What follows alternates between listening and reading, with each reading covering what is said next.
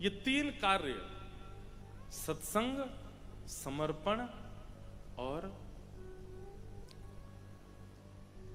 बिना शिकायत के, बिना अर्जी के, बस जैसे राखो तैसे रहूं, जैसे राखो तैसे रहूं। फिर जैसी स्थिति परिस्थिति व्यवस्था वो स्वीकार। तीसरा स्थिति कह दूं तो स्वीकारीकरण, जैसी व्यवस्था अवस्था मिल जाए वो स्वीकार है। इन तीनों से स्मरण भक्ति पुष्ट होती है। अच्छा, एक स्मरण भक्ति का हमारे ब्रज का नियम है, वो और हम आपको थोड़ा कह दें कि जब आप स्मरण में जाते हैं, ठाकुर जी का स्मरण करते हैं, तो अभी आप राधा रमण जी का स्मरण करते हो, राधा वल्लभ जी का स्मरण करते हो, बिहारी जी का स्मरण करते हो, श्रीनाथ जी का स्मरण करते हो, जहां आपकी रुचि उनका स्मरण करते हो। स्मरण में क्या विचार करते हो? मंदिर में ठाकुर जी विराज रहे हैं, ऐसी पोशाक पहनी है, श्रृंगार आदि, इतने मात्र ये प्रारंभिक स्मरण हो सकता है, लेकिन रोज यही स्मरण नहीं करना है। फिर अब उस स्मरण में थोड़ी परिवर्तन लाओ। अब कैसा परिवर्तन? अपने हृदय कुंज में ही एक सुंदर निकुंज बनाओ अपनी मति के अनुसार। ऐसे वृक्ष हैं, ऐसे पुष्प हैं, ऐसी पवन है, ऐसी नदी बह रही है, ऐसे सुंदर सेज है, और जिनका आप स्मरण करते हो, राधा रमण, राधा वल्लभ, बिहारी जी, श्रीनाथ जी, उन्हीं ठाकुर जी को सचल मान करके वहां विराजमान करो।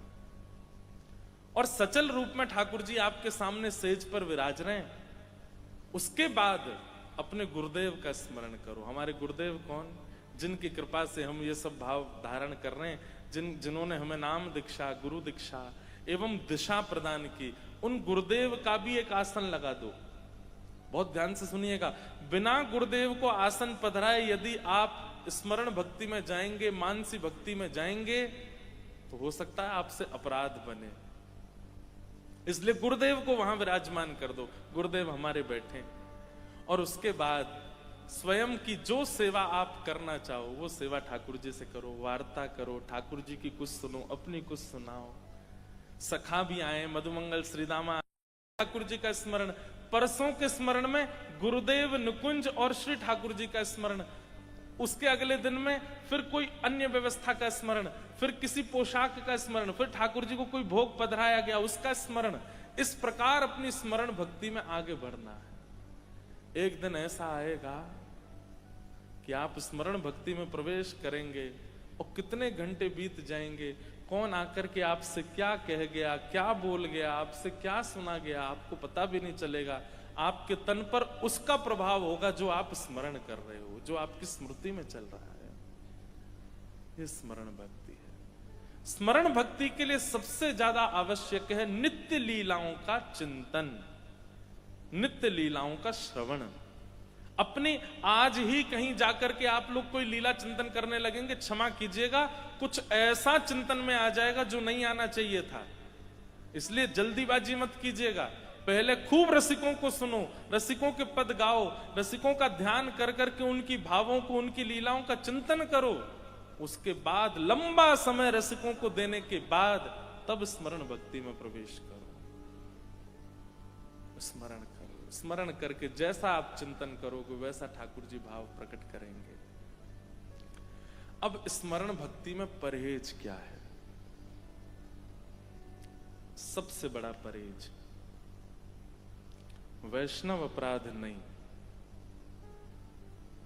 कोई तिलक धारण करे है, किसी ने कंठी में पहनी है तुलसी माला, हाथ में नाम जपक माला है, उसकी वेशभूषा में धोती है, बगलबंदी है, पटक, किसी भी रूप से वो ठाकुर जी के भेष में है, तो भी उसका अपराध नहीं करना है। ये सबसे बड़ी बाधा है स्मरण भक्ति में। परहेज किसका करना है? कैसा भी कोई वैष्णव सामने आ जाए उसके प्रति आपको भाव ही रखना है। हम कह रहे हैं कि वो आपके सामने ऐसा कुछ कर दे जो आप बर्दाश्त ही नहीं कर सकते, तो भी उसकी एक स्थिति ऐसी है, तिलक आदि कुछ भी उसने धारण किया। सीता जी को नहीं पता था कि रावण रूप बदल करके आया है, जानती थी। वो जगदम्बा है, पराम्बा है, वो सब जानती हैं। जो राम जी धनुष भंजन करने के बाद सीता जी की ओर चल रहे हैं तो पैरों में उनको पुष्प चुभ रहे हैं, ये तक अनुभव कर लेती हैं सीता जी। क्या उनको ये पता नहीं चला कि ये रावण है जो संत वेश धारण करके आया है? वे जानती थी, केवल इसलिए कुछ नहीं कहा और चल दी क्योंकि भेष संत का धारण किया है, वे भेष वैष्णव का धारण किया। भक्तमाल जी में तो कहा जाता है कि भैया भक्त भेष वैष्णव भेषधारी चाहे जैसे हो फिर भी उनका सम्मान करो।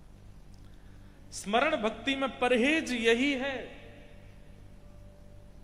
कि आप अपने मन में किसी वैष्णव के प्रति दोष प्रकट मत करो, क्योंकि अगर दोष प्रकट हुआ तो दोष प्रकट होते स्मरण भक्ति से निकुंज आ जाएगी। स्मरण भक्ति में जैसा जैसा विचार करोगे सब आ जाएगा आपके स्मरण भक्ति में, ठाकुर जी नहीं आएंगे। अच्छा, इसमें एक बात आती है मन में कि कोई व्यक्ति अगर स्वभाव व्यवहार से उचित नहीं है, केवल पोशाक वैष्णवों की धारण करता है, तो उसके प्रति हम भाव रखते हैं। इससे तो ठाकुर जी को भी बुरा लगता होगा ना कि भाई वो केवल आडंबर कर रहा है फिर भी तुम उसके प्रति भाव रखते हो। ठाकुर जी पर निर्णय छोड़ दीजिए, ठाकुर जी निर्णय करेंगे उसका, आप निर्णय मत कीजिए कि वो उचित है कि नहीं है। आप तो उसके समीप जाओ, आप तो उसको वंदन करो, वैष्णव अपराध नहीं।